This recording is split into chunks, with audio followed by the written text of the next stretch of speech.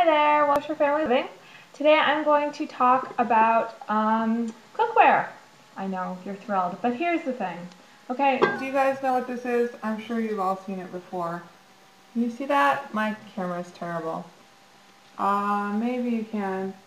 That is the scratched up bottom of a Teflon coated, this is the insert to my rice cooker.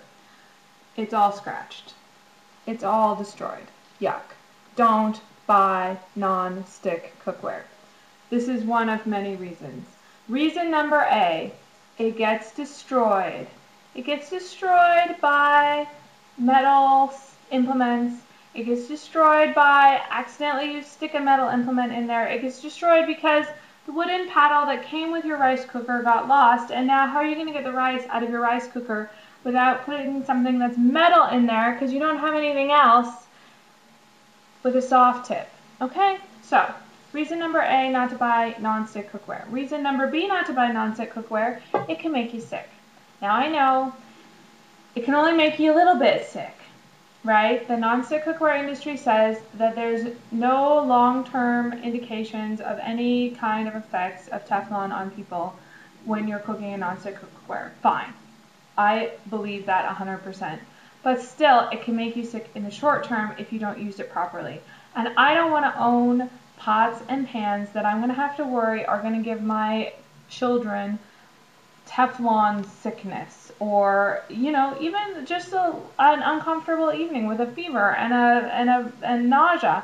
I don't want that. All right, even if there's no further ill effects, fine. Okay. No, say no to the non-stick cookware. I went through my kitchen a couple years ago. I cleaned it all out. I threw it all away. All right, now I'm going to show you my very favorite thing in the whole world. All right. This is a cast iron skillet. Cast iron is cheap. This skillet costs $12. Yay! Cast iron can be used on the stovetop and in the oven.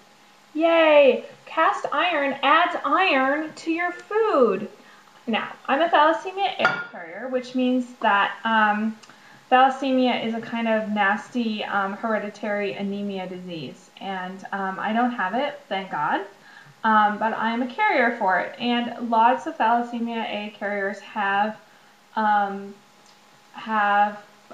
chronic anemia. And lo, I have chronic anemia. So, and I don't tolerate iron supplementation very well. Iron supplements make me sick, and not in the usual way that iron supplements make people sick. I know people have problems with their digestion and iron supplements, but I can't even keep them in my stomach. I throw them up. So I do not deal well with iron supplementation, but you can get so much iron into your food just by cooking in a cast iron skillet. Now, when you first get a cast iron skillet, it is not non-stick.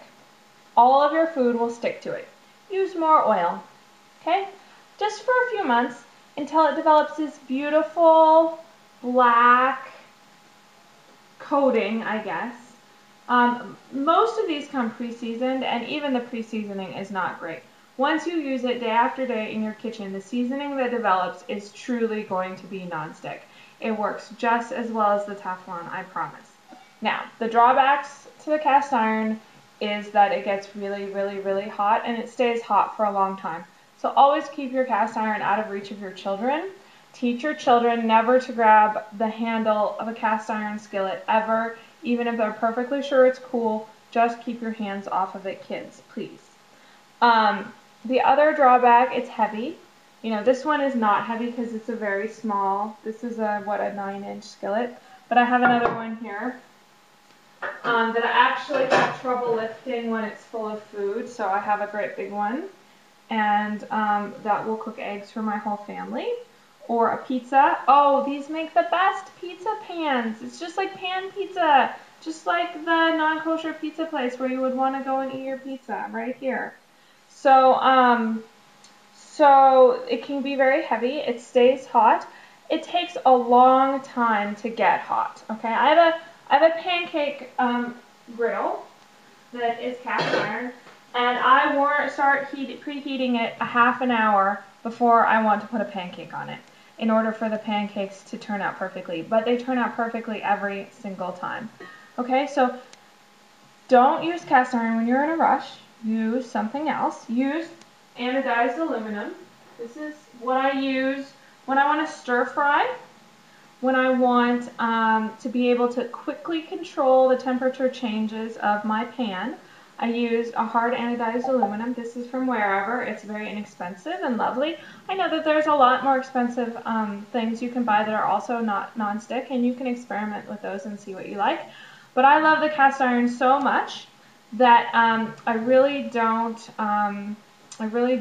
have. This is my only pan that is not cast iron, and it's just because I understand that sometimes you do need to be able to quickly control the temperature.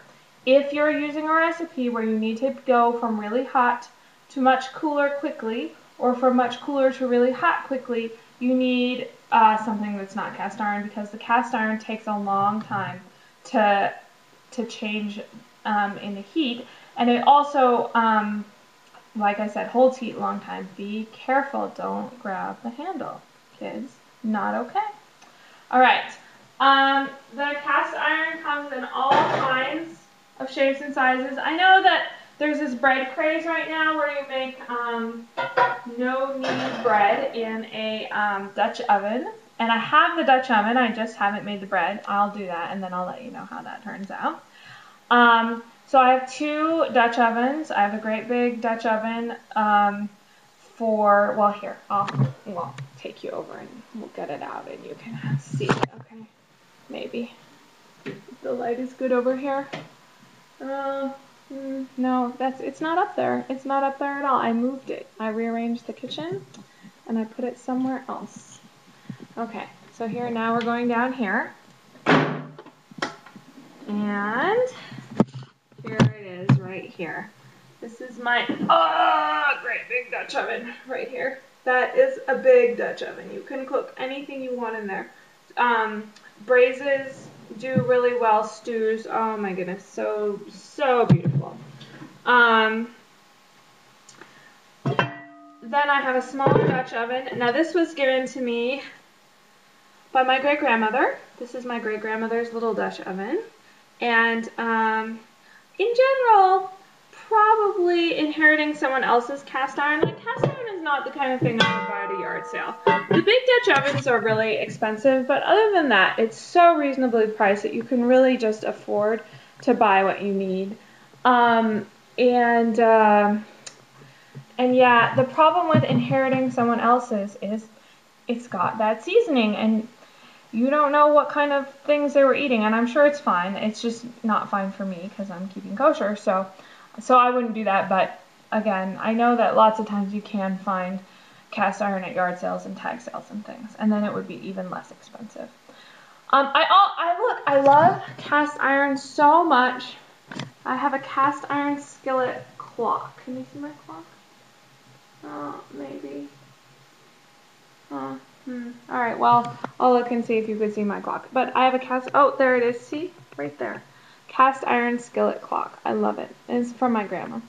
Okay, so anyway, that's my little spiel. No Teflon for many reasons. Not good. Buy cast iron. Have a great day. Talk to you later. Bye.